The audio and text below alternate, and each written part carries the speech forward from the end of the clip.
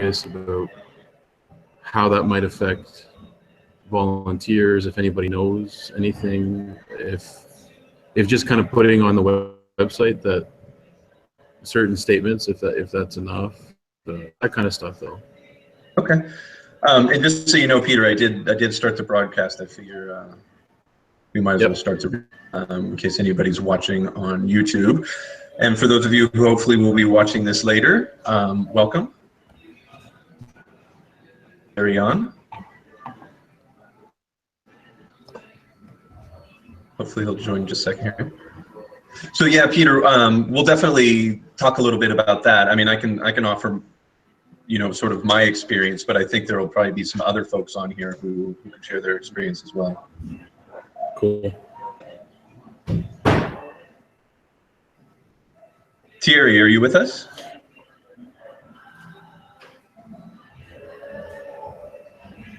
All right, well, Thierry's the leader of the Enable France. I did have one other question if you want to take another one for later. Yeah, of course. I was also wondering about if there's anything set up, or if there's any plans to set up anything for a structured mentoring process, because I'm just thinking, like, if at some point I want to help somebody who's printing for the first time, if there's something a little bit more. My concern was that the Google Plus was a bit open as far as posting pictures, things like that, you know. So yeah. So I was just wondering if there was any plans to set something up for that. Another very good question, and it's definitely come up before. So maybe now we have enough votes on it that we could actually talk about trying to do that.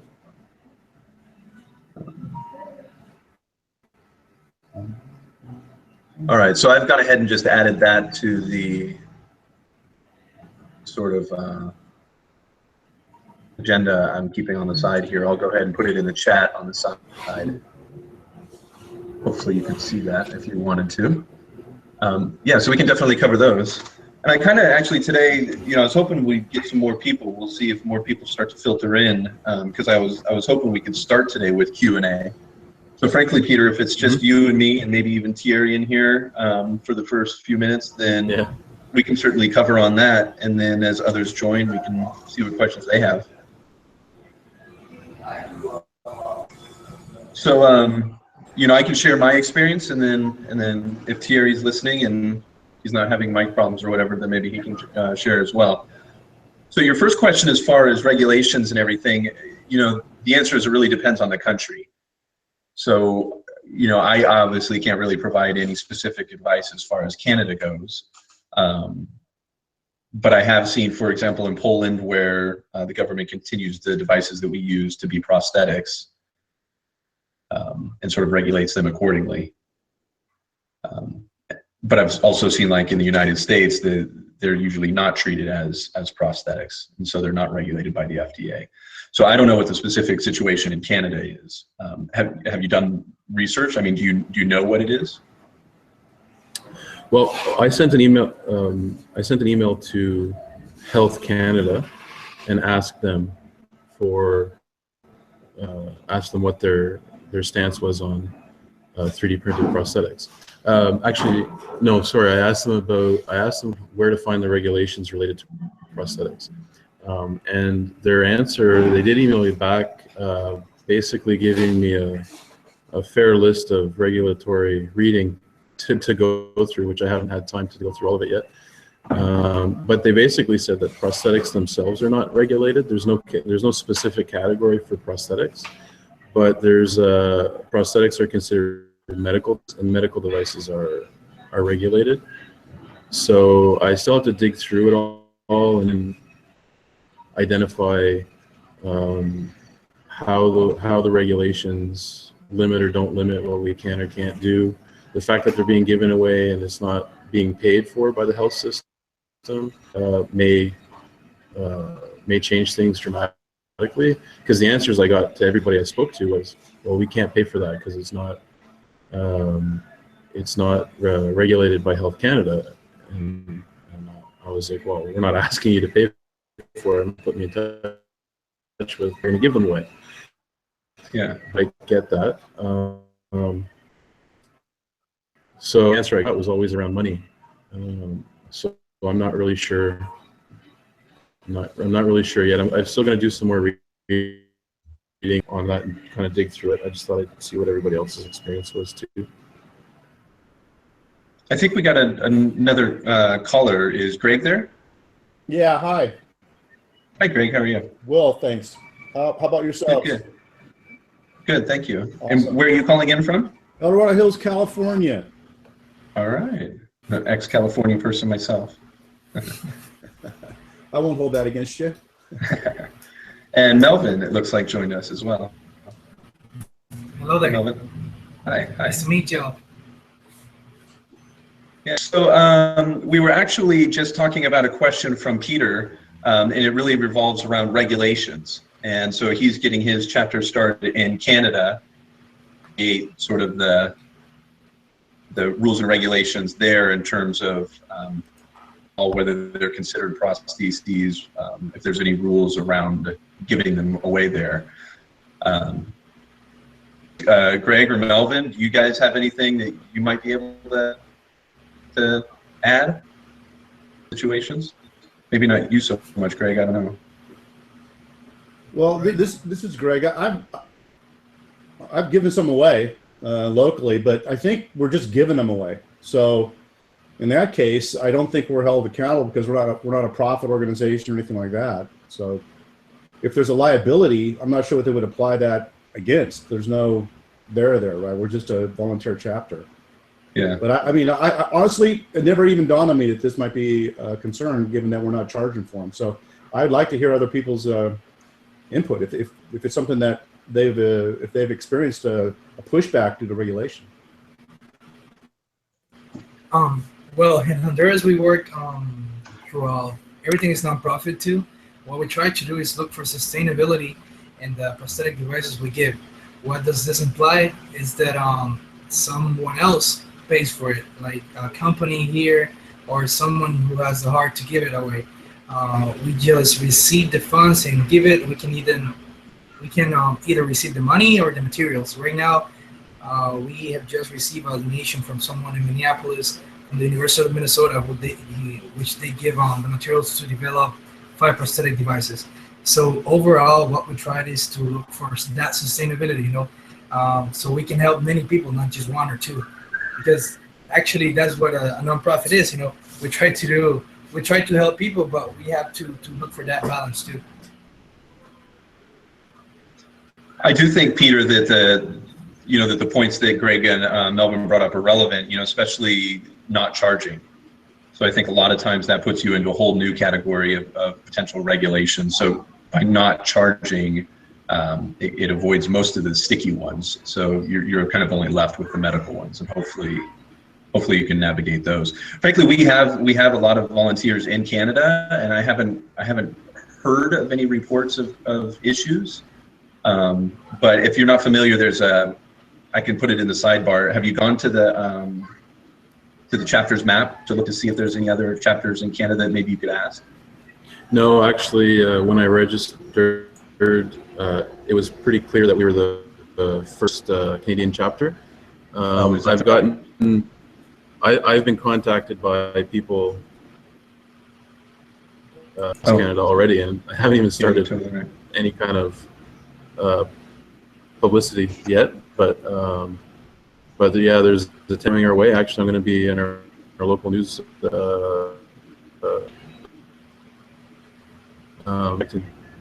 Some requests for information, but no interest in Canada at this point. Yeah, you're right. I'm looking at the map. You guys are the first, so congratulations on that. Thanks. Awesome. I'll be printing the last piece today for the last piece to do our first hand. That's great. And Melvin, where are you calling in from again? I'm from Honduras. Honduras, Central America. Okay. The belly button of America. So I think I've been trading some emails with you, but I just wanted to make sure. Yeah, surely do. All right. So welcome everybody. So I don't know, Peter. Does that at least help in some way? Yeah,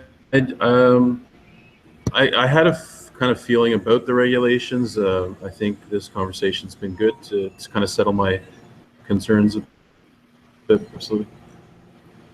Yeah, and the only other last thing that I would add to that is to say, if you can find, say, a prosthetician or a doctor, somebody who's licensed in the medical field to work alongside you, then at least that shows some due diligence. At least it shows that you were making sure that you weren't doing any harm.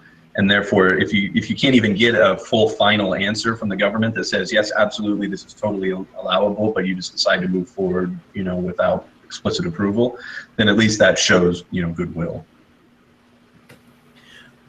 It must be kind of difficult, though, to get doctors involved in this type of device, where, at least in an official capacity, I'm assuming maybe if I can connect to the right person, they might help unofficially, not have their name attached to it.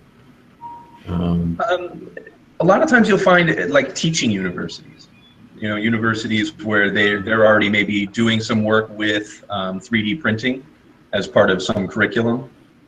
So you can kind of just tap into that, maybe even find new volunteers in the process. I don't know if anybody else has any experience with finding doctors, but that was our case in Hungary, is we were able to find one that was attached to the local university. What we try to do here in Honduras too, we have, well, our team relies on biomedical engineers, doctors too. So we try to get feedback from different perspectives, and that way we cover different issues like, I don't know, like stress into people's hands, how many times a day they can use it, and mostly what is already stated on the enabled devices safety guidelines. I think that's pretty much just keep some more feedback about that to our benefit, the people we benefit. Yeah. All right, so what do you think, Peter? You want to move on to a new question? Yeah, absolutely. That's great. I appreciate the time on that issue. Yep. Yeah, of course. And we can come back, if you don't mind, we can come back to your second, but I also would like to give some of our other folks here an opportunity to ask any questions. So as far as agenda, everybody who's joined in the last couple of minutes, I figured today we would start out with some Q&A. That way we get everybody's questions answered, and then if there's time permitting and everybody's interested, I can go through some of the agenda items that I had posted up on the event. Does that sound cool? Okay. So welcome, Alex. I don't think we had a chance to say hello. Hi, Joe. Hi, Alex. We're okay. We're trying to, we've been busy trying to build a team here in the island. A couple of friends. We have some things printed. We had to print it again because it warped. Because I believe the here is very high. Really? But yeah, I don't have questions at the time. I just want to hear about the and the agenda. Okay. Okay, great. Thanks, Alex. Thanks. So that's interesting. I don't know, maybe we'll have time to come back around to that warping one. That's interesting to me. I've heard people have concerns about warping in high heat and high humidity, but I haven't actually heard a real report of it, just the sort of stories or rumors. So maybe we'll have time to come back around to that one. Greg, why don't we jump to you for a second? Did you have anything in particular that you wanted to talk about today? Yeah, for me, the question really is, we've made some hands. We've delivered locally. We've sent one off to Enable. We've got a couple more in the pipeline ready to go right now. But promotion. So we've had limited press and limited visibility. We're in the county library, so we get a lot of foot traffic in and out that way. But we'd like to expand our footprint. There's not a whole lot of e-NABLE chapters on the West Coast. So it seems like there's probably a demand that we could meet, but is there like a process or a press package or some sort of thing like that e-NABLE has they could share with us so that we could use it here locally to increase the visibility of our work? Does anybody know a great answer to that question?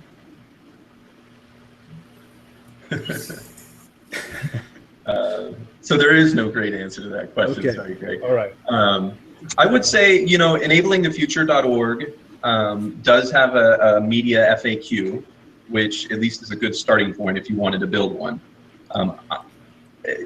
There was a time when I think that there were some community assets that you could call sort of a press kit, if you will. It had some one-page flyers, it had some table handouts, it had some banners and some logos and things like that. I'm not aware of what happened to those or where those are or how to get those available. You did mention, Greg, I think that you sent in some hands, and that sounds to me like you probably sent them to the ECF. Yeah, we sent one off, and then I've got 2 more in the pipeline, and then I've delivered hand here in the library. Okay. Because I think you can reach out to the ECF. I'm not sure exactly how to do it, but maybe on their website there's a form or maybe a link or something. But I think you can request like a media kit from them, and it'll have it'll have their website and their email addresses on it potentially. But at least it's something that you could use if you were going to events and stuff. Right. Sounds Aside good. from that, if you've got some graphic designers that would like to volunteer some time in order to put together some stuff, I think it would be great to sort of rebuild that, because I know a lot of people do ask for it, especially on these chapters calls when we're trying to get started. Hi, Joe. Can you hear me? This is Yes, Thierry that's from Thierry. France. Hi. Hi. If I may just add a word on that. Sorry, I don't put the video because I'm sitting on a chair that is falling back, and I look pretty ridiculous right now, so I leave the video off. Enablingthefuture.org has set up a Google Drive area for each country to collect communication, posters, flyers, and so on, communication stuff, and do their own translation and put them back. So, would you mind posting a link to that in the chat window? Well, I tried to. So for some reason, my computer doesn't want to connect to Google Hangout tonight. So I'm working on an iPad right now, and it's not. I don't have all the functionalities. But if you ask Jen, you will get a link to the Google Drive. Okay. Thank you. So I'll try and get that. We'll see if Jen is awake right now, and if she is, then I'll try and post it into the chat room there for everybody. Because yeah, that would be a good one to have.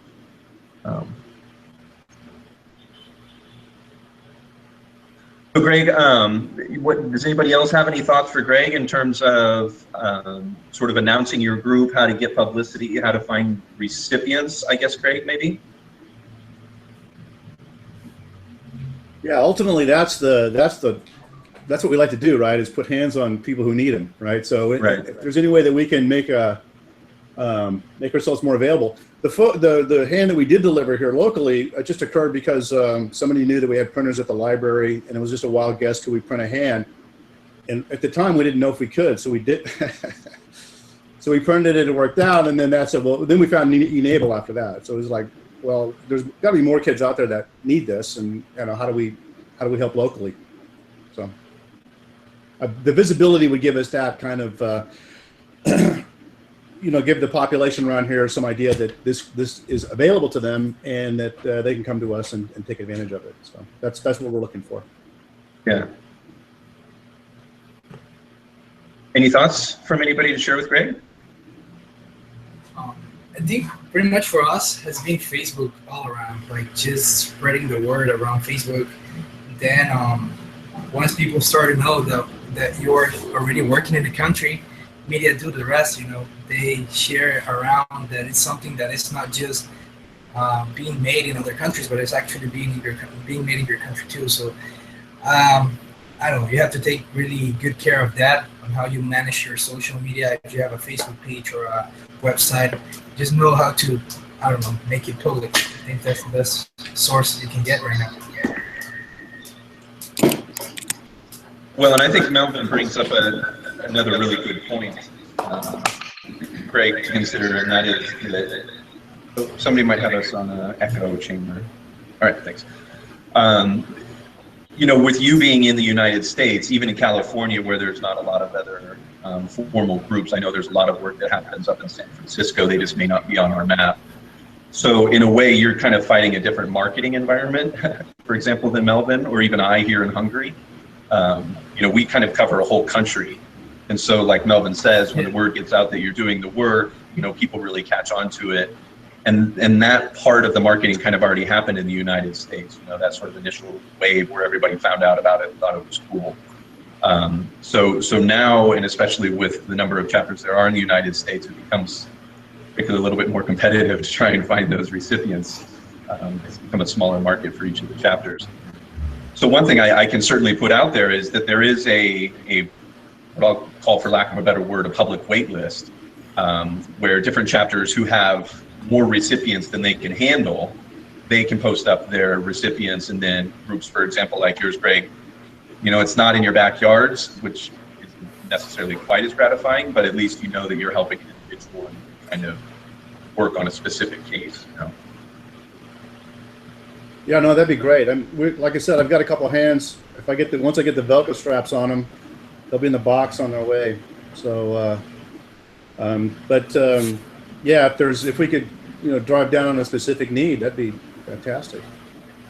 Well, and I do think that that's an interesting thing to talk about and address during our chapters calls is, you know, the difference between, you know, building hands and sending them in to go to an eventual recipient versus working with a very specific recipient. And both are perfectly valid. And there's not to say that you have to choose one or the other. But the wait list was intended to sort of address that desire that some folks have of actually working with a specific recipient. But by all means, for anybody who has excess capacity, printing a whole bunch of hands and sending them in is never a bad thing. Much appreciated. All right, why don't we jump over? Melvin, do you have any other, do you have any questions that you wanted to get out? Yeah, I think it's more specifically about the designs. Right now, I think our biggest issue right in the country is within modifying specifically the enabled designs to specific needs, like the ones you have been doing for Ghana and other countries in Africa. I think that's a perfect thing, but I don't know how come maybe we can make that easier or agilize it so we can start addressing people who we already have in our waiting list. That is like, I don't know how to explain it. It's mostly like people who need a specific flexi hand with a thermoformable mesh and that type of stuff. Right now, what we lack the most here, at least in our country, is designers. Mostly within Fusion 360 and that type of CAD softwares. But we have the printers, we have materials, we have the logistics, but that's our biggest, I don't know, wall to address right now. You get it. Does anybody have extra 3D designers or modelers that they can make available? That's like the most precious resource in Enable right now. Anybody who's a modeler or a designer, they tend to keep a low profile because they know otherwise they'll get, you know, 100 That's actually something I might be able to help with, right.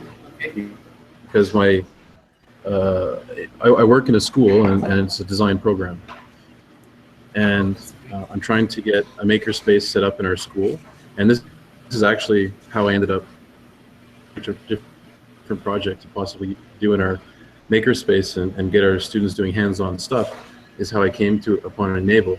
So right now I'm kind of outside of school for a period of time, but once I return, my plan is to try and grow the designer base around this project, and maybe we can help you with that if there's specific modifications or new designs you want. It's absolutely something that I can help you with for sure.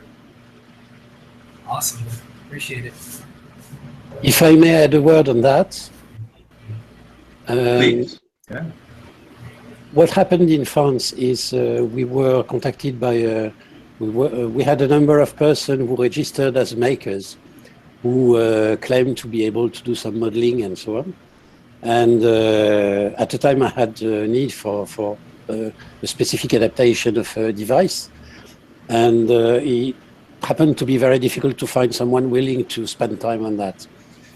But at the same time, I was contacted by engineer schools. So I don't know where you're located precisely, but if you do have engineer schools and young engineers learning to become engineers, these guys are very, very willing to do some very innovative stuff. And 3D modeling is one of those.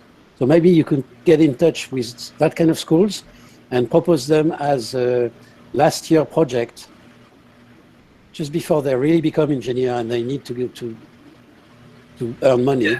Yeah. Last year of school project to do what you need to do with the devices. Good idea. Yeah. Totally. Yeah, I'll probably add that Yeah, to I mean- the local, how to start a local chapter. Thanks, Thierry. Yeah. I mean, I think it's a process down here in the country. Myself, I'm an engineering process too, but I think what we need the most here is just like a little feedback, like a starting point, you know, where we're heading to. Because I manage some Fusion 360 and SolidWorks, but I don't have like a huge basis and where to start, or okay, you have to modify this or that. So I think it's a process that maybe we can work together with other chapters just to give a guideline, you know. So where are we heading to? How do you manage this? And how can we help other people here in the country too to modify this? And we have the knowledge. Share. What the No, when you say modeler, do you? I mean, I'm a little confused. Like a whole new hand, or just modification of an existing hand, like a custom fit on a partial limb? It's custom feet. It's custom feet. Like Yeah, for like a flexing, you know, someone who have a thumb and want a thermoformable mesh in it, that type of Right, stuff. right.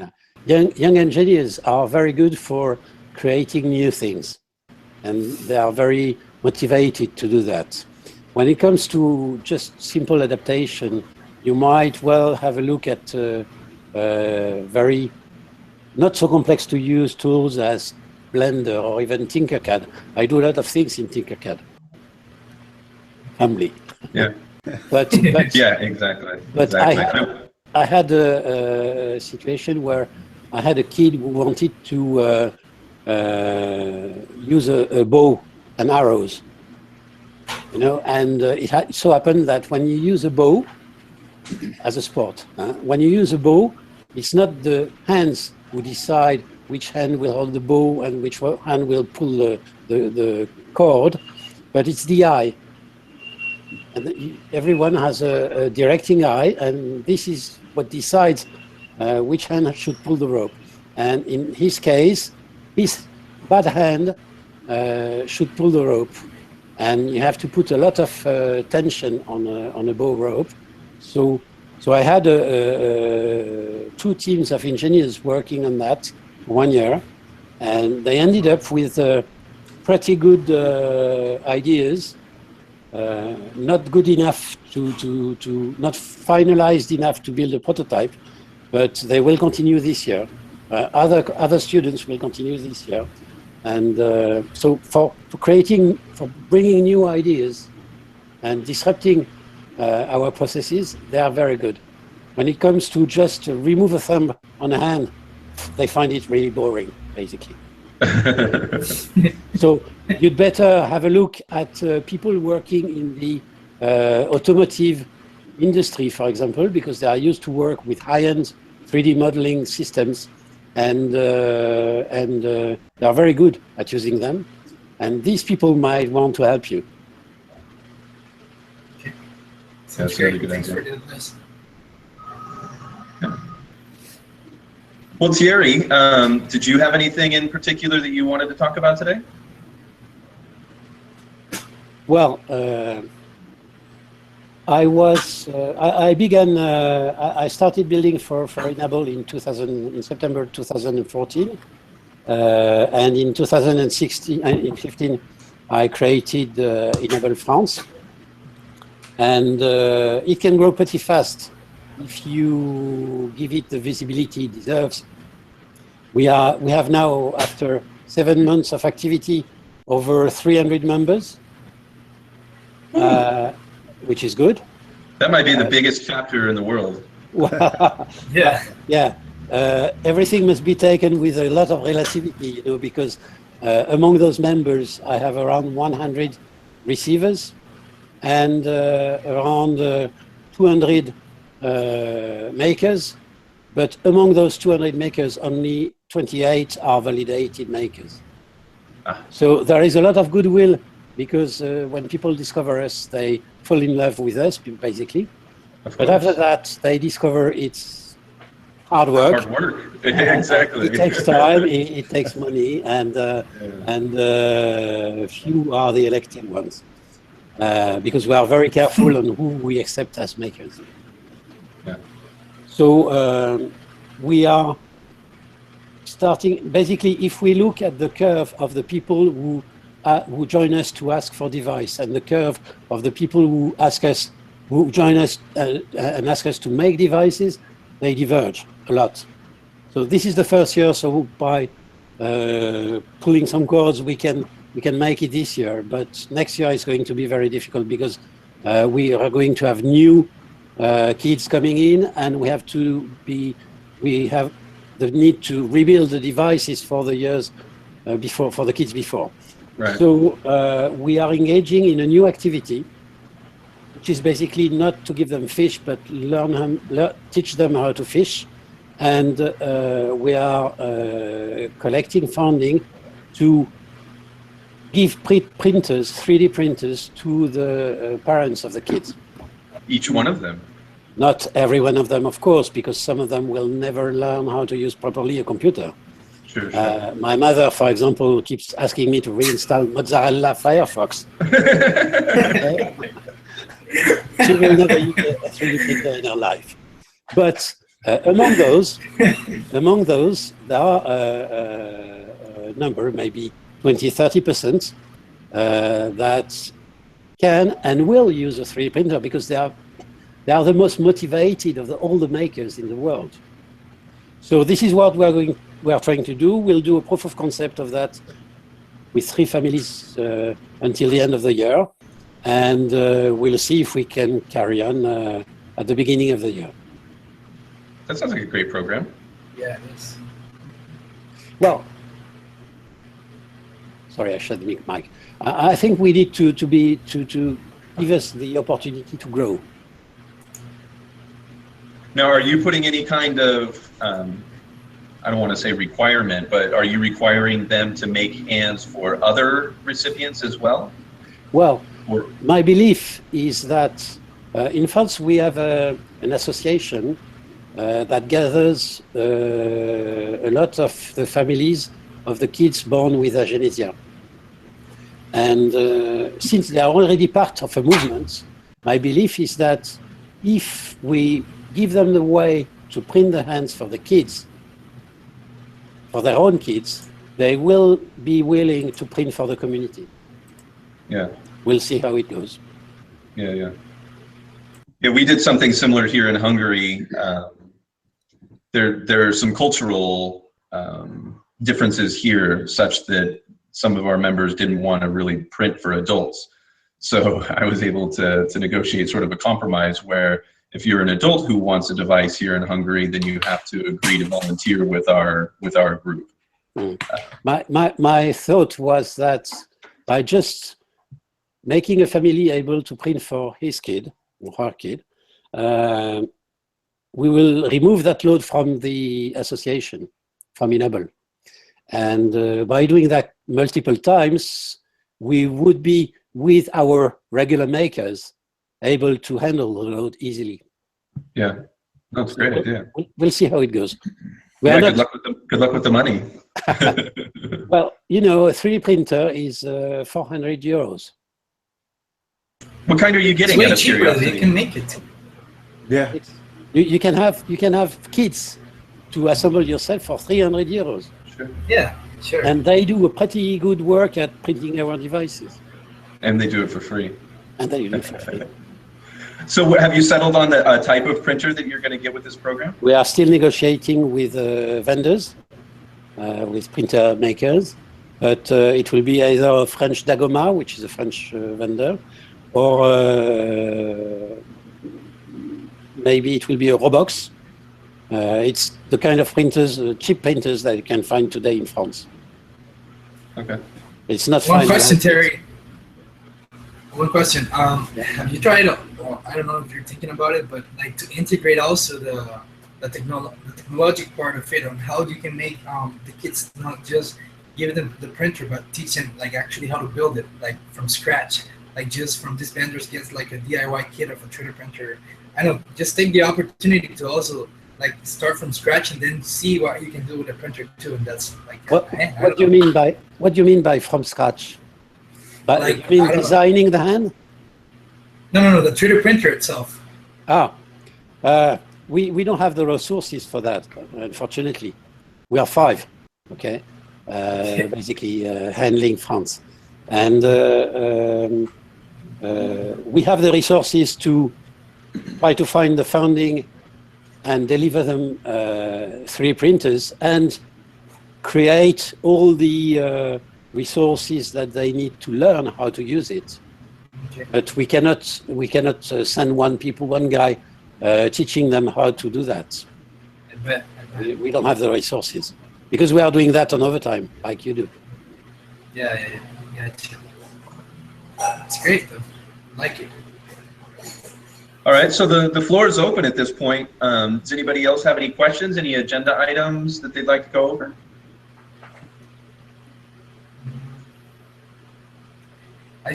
I'm looking right now at a point of sales like the status of 4,000 rolls of donated filament from natural works of Denmark. Yeah, I'm really interested in that one. Yeah, I bet. All right, so just to provide the sort of history in 30 seconds or less.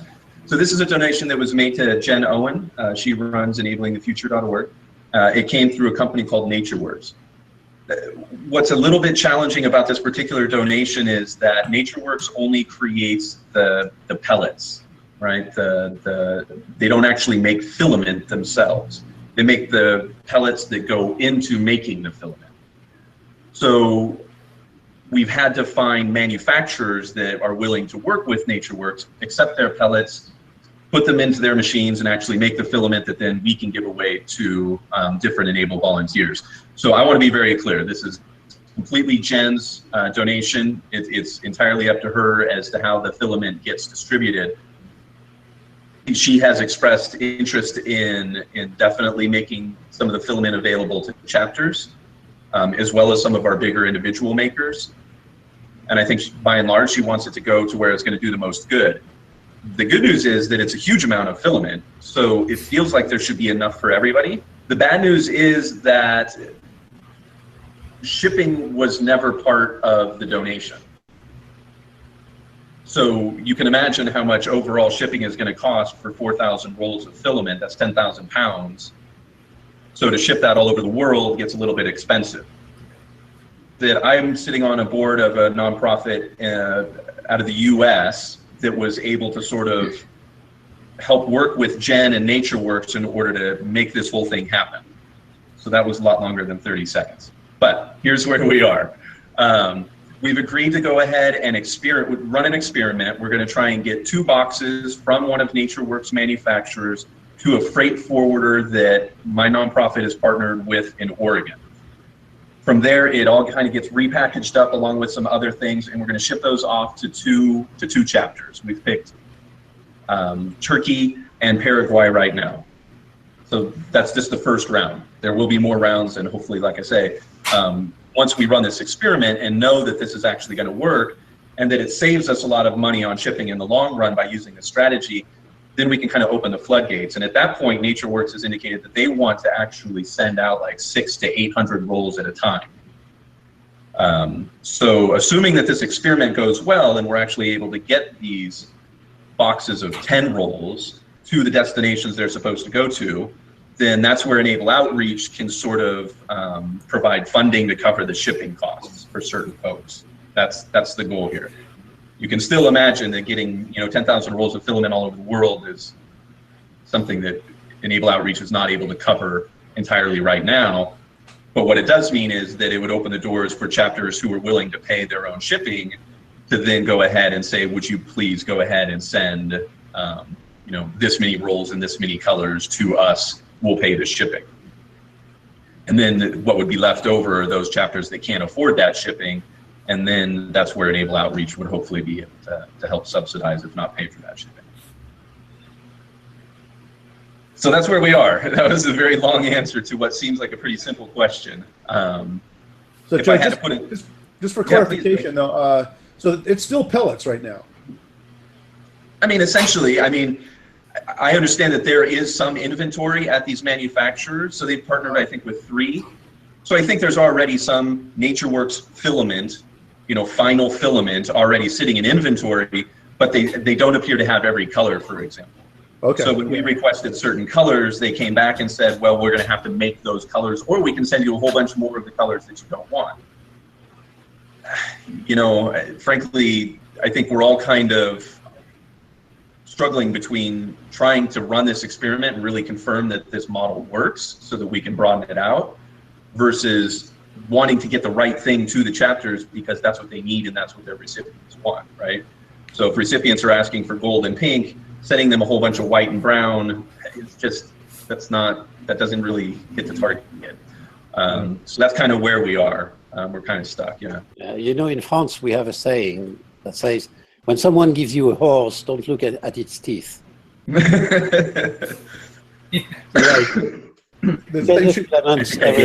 here. I get it. We got it here too. Well, I tell you what, you know, really the only obstacle at this point is colors, I think, and shipping costs. So if any of you wanted to step forward and just say, hey, look, I'll order, you know, I mean, you're not even really ordering, right? You would be asking Jen, hey, Jen, can I claim 5 or 10 rolls of filament in the colors that NatureWorks already has? And if you want to do that and pay the shipping, then, you know, potentially we could get this done pretty quickly and we would know whether or not that model will work. I have to admit, I'm being kind of selfish, right? I'm wearing my hat as Enable Outreach right now, kind of saying that I really want to prove this model out, because that's where I think that, you know, the money that we have available to give back to the Enable community can help these chapters the most, is by getting them the supplies that they need, but they afford the shipping and duties and taxes and everything to get it in. And you are very right in doing so. Actually, France could pay for the shipping for any amount of filament, but we don't feel we deserve it more than the chapters that have hard time finding filaments. Yeah, you know, but given the amount of it, frankly, Thierry, it may be that, you know, if Jen were to send you 5 or 10 rolls out of the 4,000 that we have available, I don't know that that's going to prevent any chapter from getting what they need. So it might be worth just chatting with her about it in Slack and see if it's something that we want to run. It's only useful if it helps proving something. Otherwise, okay, we handle it without. Yeah, I mean, the freight forwarder theoretically has given us a pretty good deal. They're giving us their cost, which is, you know, right there, 20–25%. And then, you know, because they're high volume, they got good rates too. So I'm hoping that we get a pretty significant discount on the final cost of shipping. I don't know, Joe. I'm thinking as I'm talking, but maybe I can see with our bureau if we can have Jen ship on our costs some rolls to you or to somewhere. Well, potentially, yeah. I mean, hey, if you're extending an offer, yeah, I don't think anybody on the phone or otherwise would object. Let's see. Yeah, no, that might be a great idea. I know that there has been some chapters that Jen and some of the others have been talking about really wanting to get some help to. So maybe that would be a good. Okay, I'll talk with Jen and we'll see how it goes. Yeah. Okay, excellent. All right, you guys want to cherry pick some other items off the agenda?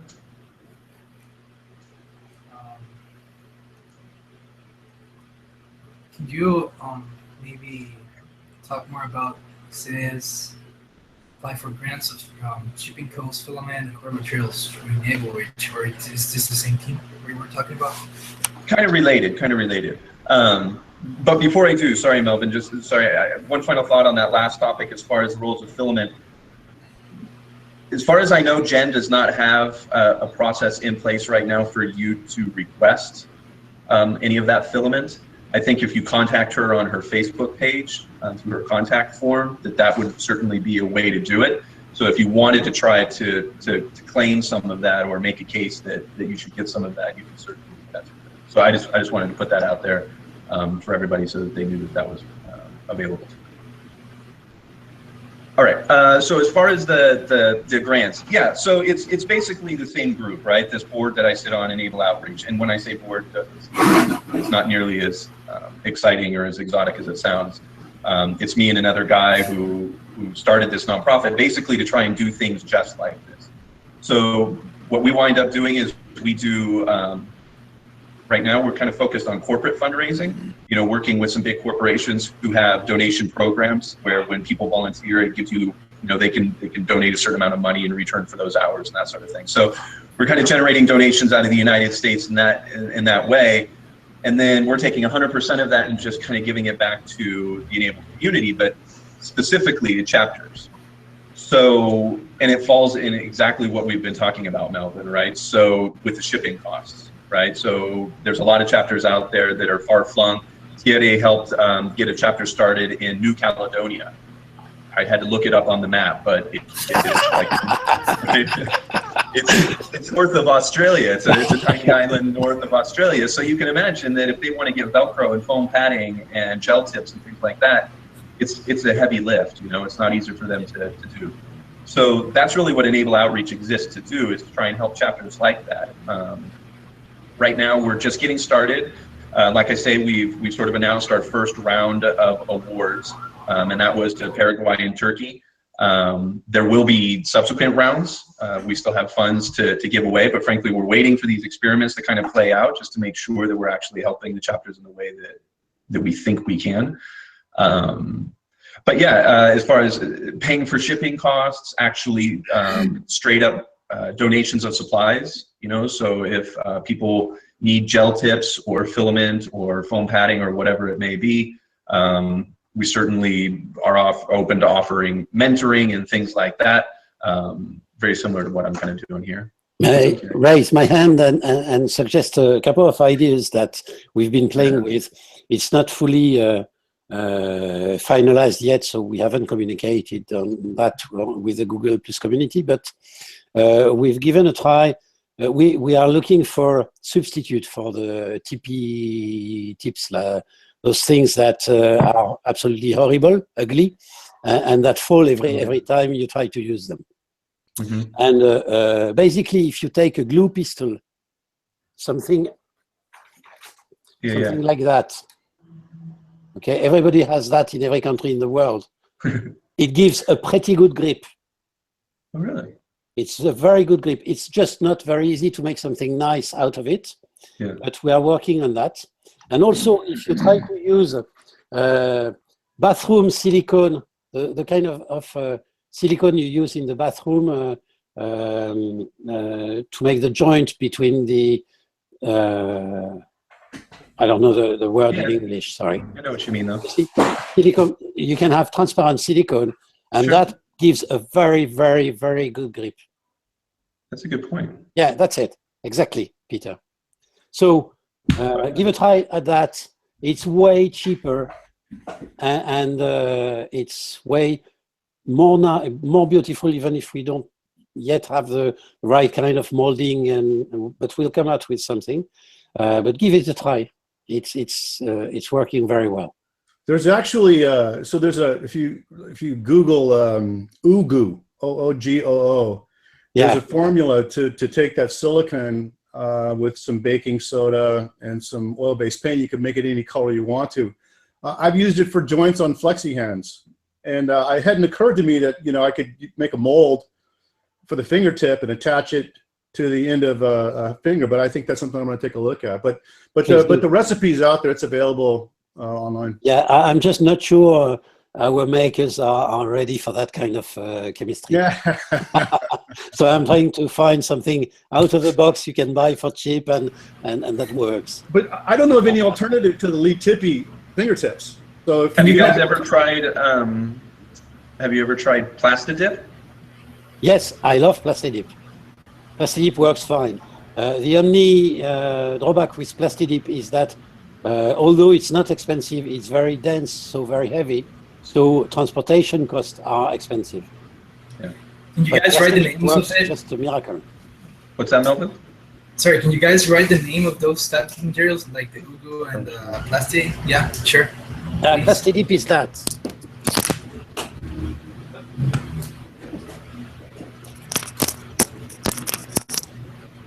This is Plastidip. Okay, perfect, perfect. Here, I just put it in the chat window. Yeah. And I do want to make a point. Make sure that you get the primer. It adds a little bit to the cost, but it keeps it attached to the hand. I attached a link to some like they are like type of gels that they sell on Amazon. We have been working in like with these people from Paraguay with Pool. They have a flexi design that already have like the spaces, like little spaces for those like circular finger like gel pad, and they pretty much work really good. I have some samples right here. See, so they don't look that bad like with the fingertips, like the lip fingertips. Yeah. And they have a really pretty good grip. You know, we tried them with cell phones and with other stuff, and they pretty much work really good. What? And what is that? What is that from again, Melvin? What? Sorry? What is that made from again? What is it? It's says it's just pretty much rubber. Oh, this is the thing. This is the thing in the link. Yeah. That's it. It's rubber. It's pretty much. I pretty much improvised with this one. You know, this is like a thing they use for like sticking cell phones in the cars. I don't know, to like grip stuff, but pretty much really. What we're looking for is stuff that can be found locally very easily, so that the family can replace them easily when needed.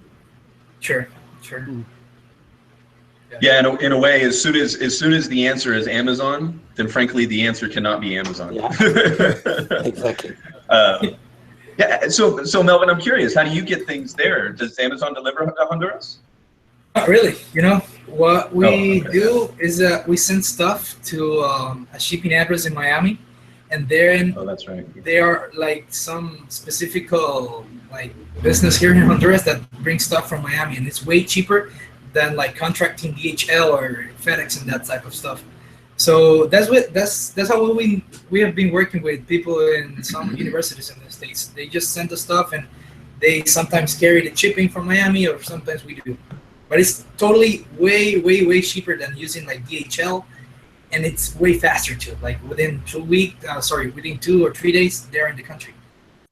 Because pretty much like stuff we need for developing hands are totally or either expensive or either we can find them like PLA and 3D printing materials. So it's kind of a challenge, but we have been developing like a system to get them easy here.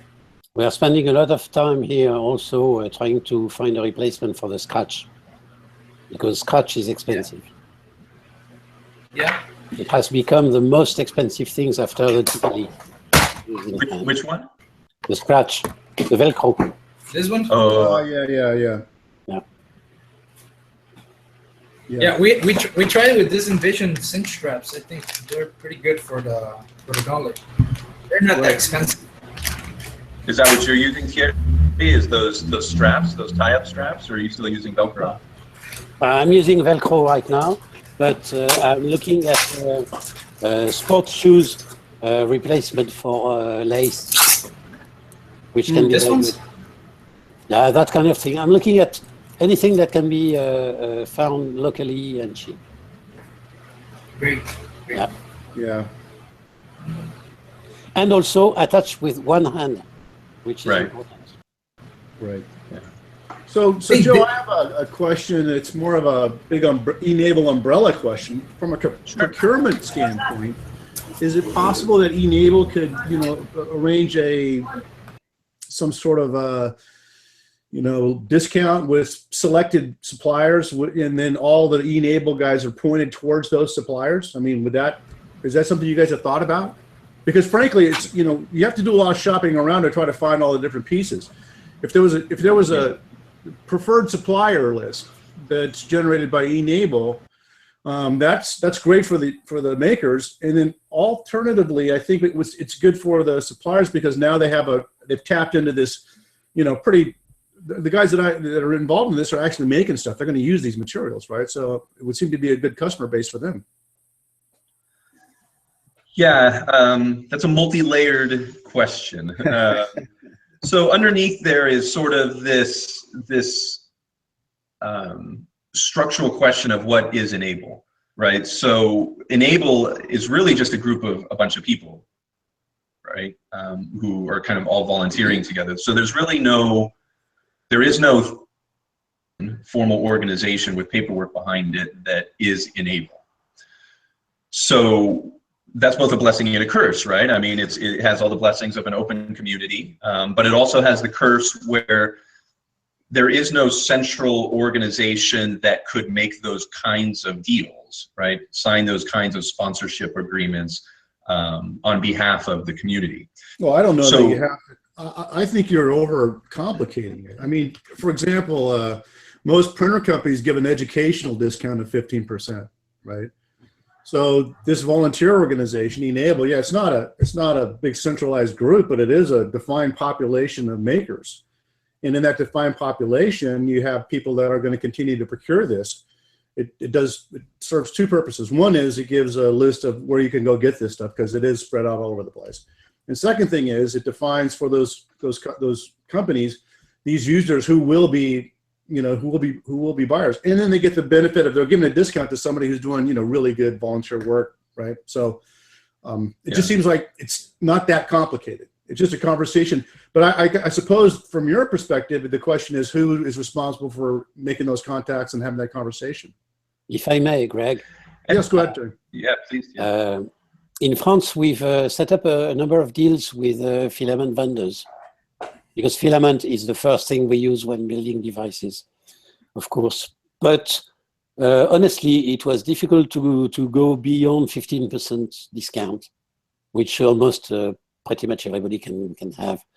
And where we felt they should be offering the filament in exchange of the use of our image and so on.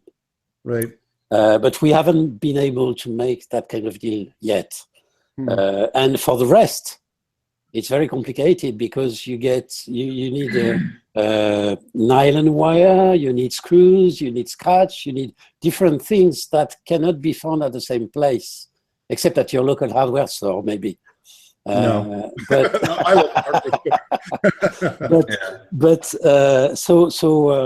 we are all of us are looking for the same things, but the answers are different in every country. You don't find the screws and you don't find the scratch in the same way in France as you do in Africa or you do in India.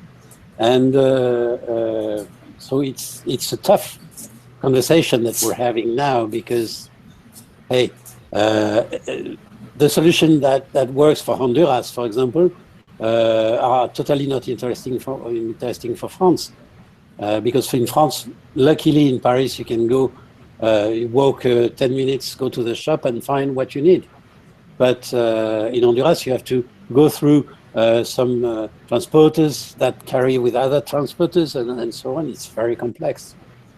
So not an easy test. So I thought initially that we could maybe with a filament at least have a global deal with ColorFab or eSun or whoever is making filament. But even that seems very, very complex. Even though these guys have already a system of resellers everywhere, so they could broadcast through their resellers. That was my idea initially. They would put out a deal with us and broadcast a redeem coupon number to all the e-NABLE members that would be able to ask for a rebate at their local vendor for that particular filament. But it's too complex to put in place. Really. So I can sort of share that here in Hungary we wound up doing very much the same thing as Thierry. You know, we have deals with the local filament manufacturer for a 50% discount, and then we get various other things at various levels of discounts. But sense to make those deals locally, just because by the time that we made a deal with somebody overseas and then dealt with shipping, we really weren't saving anything. So yeah, in a way, that's one of the blessings and the curses of this whole thing. You know, the curse is that trying to source things locally seems to be the sustainable way of doing it. The blessing is that we have this sort of chapters model where each chapter can kind of negotiate their own local and regional issues in order to come up with what works best. And we don't necessarily have to have a one size fits all. To your point, Greg, I think we do have a deal with Ultimaker.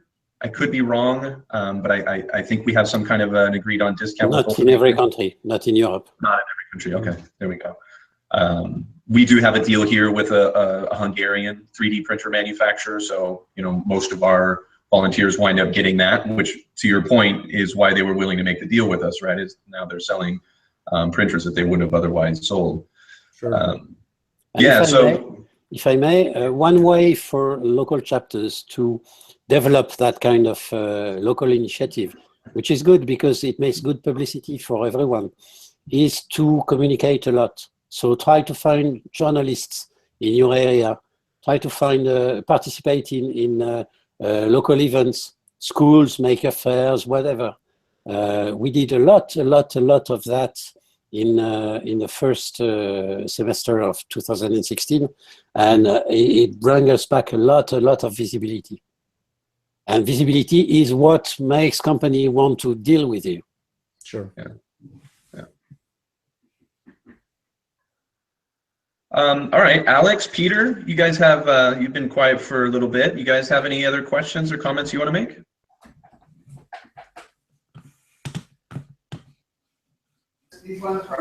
No, everything's good here.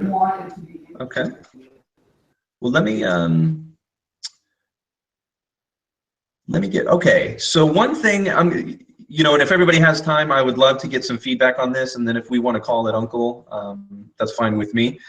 So I think everybody who is on here, maybe except for you, Thierry, because you might even predate me, but I think everybody else has gone through the process of sort of filling out that form online, that Google form.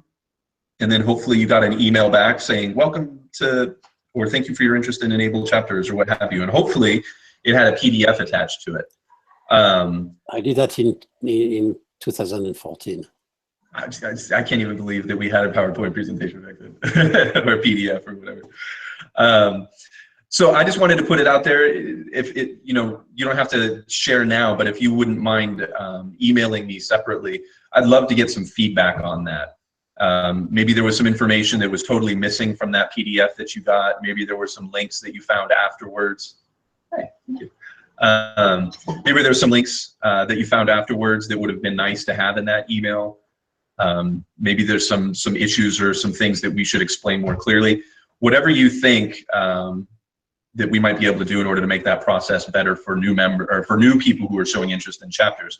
Because at this point, I thought it was going to taper off. You know, honestly, I kind of thought when we started really doing this chapters thing in earnest that, you know, there might be 40, 50 people who were interested at the very beginning and they'd form their chapters and we'd be done. But I think that we now have over 200 people who have filled out that spreadsheet. So anything that I can do in order to try and make it easier for everybody to understand kind of what that process is and get them tapped into these resources available to chapters, I would really appreciate that feedback. So you can reach me personally at joe@enable.hu. That's my Hungary chapter email address. I'll put it in the chat here.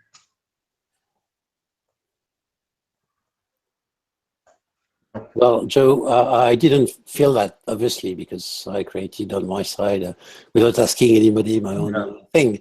But if you want to send it to me, I'll have a look with pleasure and maybe can report things to you. Okay, sure. Yeah, I just want to get kind of more eyes on it. And as always, I'm always looking for other volunteers. I want to thank Ali Busa if she's out there watching or if she watches this later.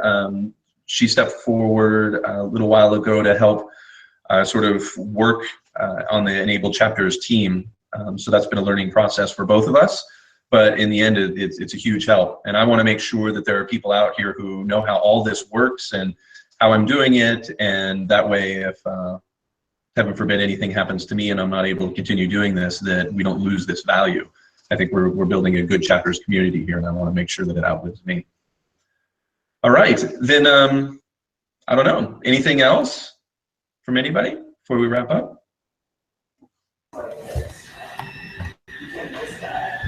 I think just remind you that so you can attach this link to the Google Drive carpet that with all the media info. I think we talked in the beginning.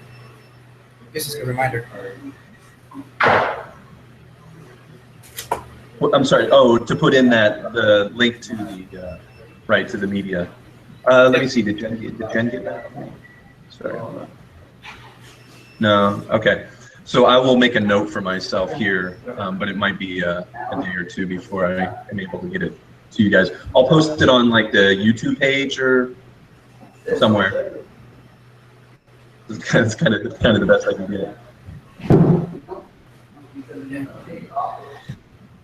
Will that work, Melvin? If I post it to the YouTube thing, maybe you can subscribe to that or whatever. Perfect. There were 2 other items on the agenda. I don't know if everybody wants to stick around. If not, that's totally fine. There was the new mobile app and the new Q&A site. So at this point, they're both still kind of in beta, I have to admit. I was hoping they were going to be ready by the beginning of October. The Q&A site is live. You can click on it. I put it in the chat room there. I'm always looking for content, so any questions that you have, it would be great for you to log them there. Join in and let's try and create some good content. The idea behind that Q&A site is basically, mostly for new members who are coming on, so that they have a place to go in order to answer all those most common questions. But it's also a place for us to try and launch new ideas. So feel free to check that out. And then the mobile app, like I say, we're still kind of finishing that up. I'll announce it in earnest when it's available. But I think it's going to be a pretty big deal. So stay tuned for that. And that was all that was on the agenda. So there's nothing else. All right. Just one more thing.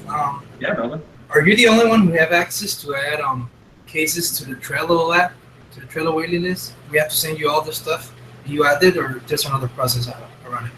No, that's basically the process. I mean, at one time we were thinking about just opening it up wide, but we wound up getting kind of a hodgepodge of things in there that people couldn't act on. They wanted to help, but the information wasn't there and whatnot. So yeah, at this point, did you already send them to me?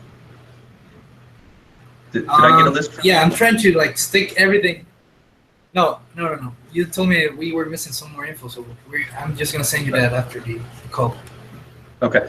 Yeah, take a look at those cards. Basically, all I do is just make a copy of those cards.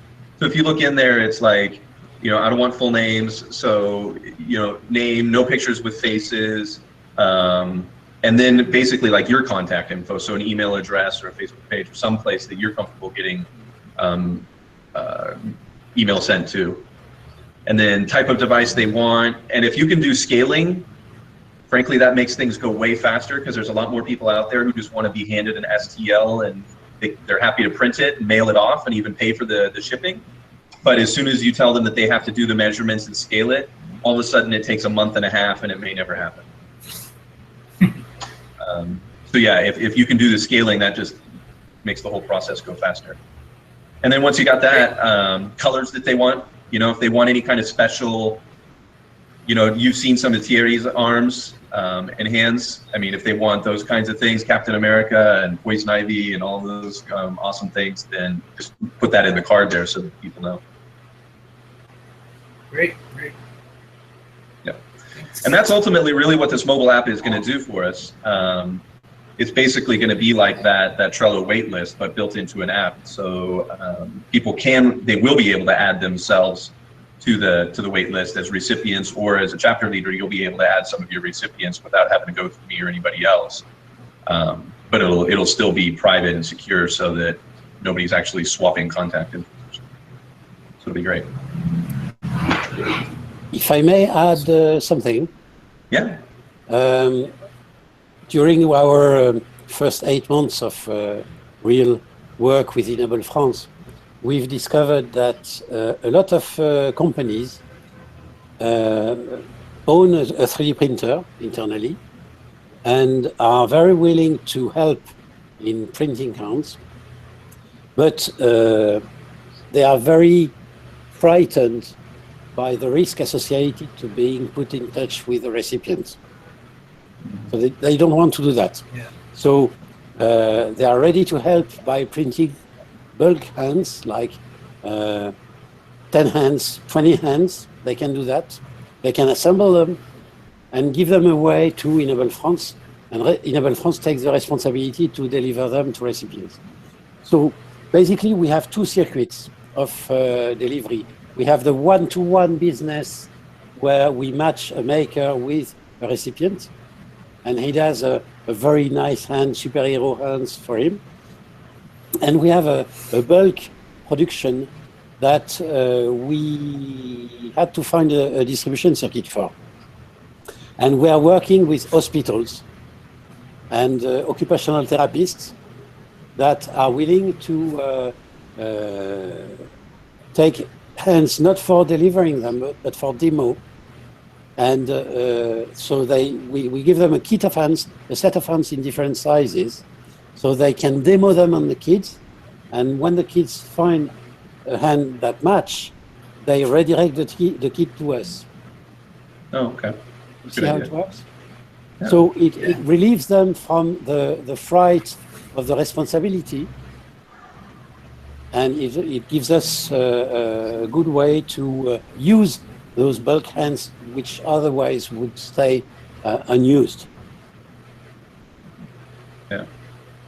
Yeah, and we've even used local printers to do custom hands. Because as you mentioned earlier, Thierry, these places actually have really good 3D modelers. You know, these sort of industrial 3D print companies have a lot of really good 3D modelers. So I've been lucky enough to partner with one here, and when we have a difficult case, they're actually willing to go in and do customizations to it in their software and then feed it into their big, beautiful printer machine, and we just kind of go by and pick it up. And usually what they ask for, and here it's a little bit different, so they're willing to absorb some of the risk, but they love to have the recipients actually come into their offices and take all the photos and the videos, and then they actually turn it into a marketing event for themselves. So, you know, I think what's important there is that if you do have recipients who are waiting and you're kind of trying to find creative ways to get hands to recipients, you know, it doesn't always have to be that you have to print them all yourself, right? Yeah. There's certainly absolutely no shame in working with partners in order to do the printing. In fact, I think there's a chapter in China that specifically is not intending to get a 3D printer. They have a deal, maybe it's not China, but anyway, they have a deal with a local 3D print shop. And so they go out and they get donations, and then they turn around and use those donations to buy discounted hands. So their model is fully sustainable, so long as they can continue to raise the funds to buy them, but they're just not interested in doing the printing themselves. They're more about the community outreach aspect. So yeah, there's creative solutions to all these things. Yeah. All right. Well, then I'm going to wrap up and say thank you to everybody who attends, and farewell to everybody who watches this broadcast later. And I will, Melvin, make sure that you get that link to the media kit. Add me to that, would you please, Joe? Yeah, absolutely. I'll just plan on posting it to the YouTube channel. That way, anybody who watches this broadcast later will be able to benefit from it as well. Fantastic. Thank you. Cool. All right. Well, good night, everybody, or good afternoon, as it may be. Bye-bye. Good night. Bye. Thank you. Bye.